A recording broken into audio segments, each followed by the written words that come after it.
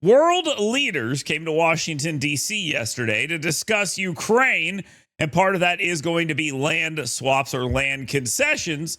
And it's beyond obvious that that's what's going to happen in order to get peace in Ukraine. Everyone seems to understand this, except this one random guy on MSNBC who says he feels uncomfortable about this from his desk in New York City.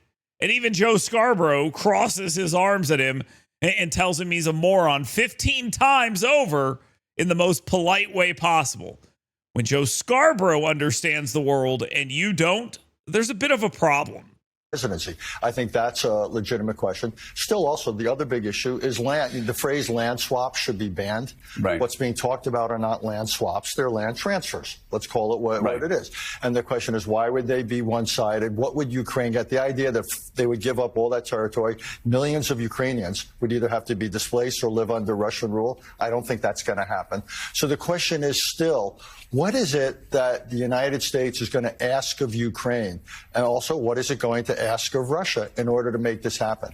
So, I don't mean to be the skunk at the garden party, but I think yesterday was an interesting day. I was reassured by the European presence. Still, though, to me, lots of fundamental questions. Oh, there are a lot of fundamental questions, but one question that is not out there is whether Ukraine is going to cede land to Russia. They are. I mean, they said that in the Biden administration. Yeah, but to me, let's be clear that at some point there's a big difference as part of a ceasefire where you cede land, what you might call de facto, and when you give up title to land. I'm not talking about ceasefires. I'm talking about in this permanent peace deal that they're talking about. At some point, even the Biden administration was saying, we're going to have to cede land have Ukraine. It's going to have to agree to cede land for security agreements. Everybody's basically said that. The question is, where are those lines and how strong is the security agreement? If the security agreement's strong and keeps Ukraine safe for years to come, that's significant not just for Ukraine. That's significant for Poland. That's significant for Estonia, for Latvia, for Lithuania. That's why it's so important.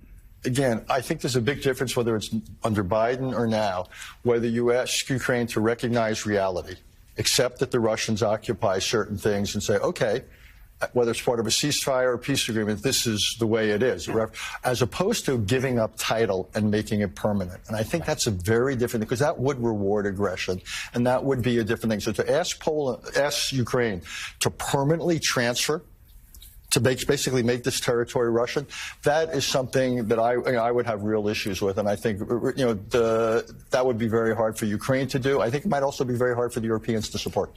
I think the Europeans, not to keep going back and forth, but everybody I've talked to in Europe, they understand this is a difficult situation, but they want the security guarantee. They want the wall. They want Putin contained, and they want a deal. And if Ukraine has to cede land, they want it. Whether it's Poland, whether it's the Baltic states, whether it's any of the states in Central or Eastern Europe, they're there yesterday because they want a deal. They want Putin's march west stopped.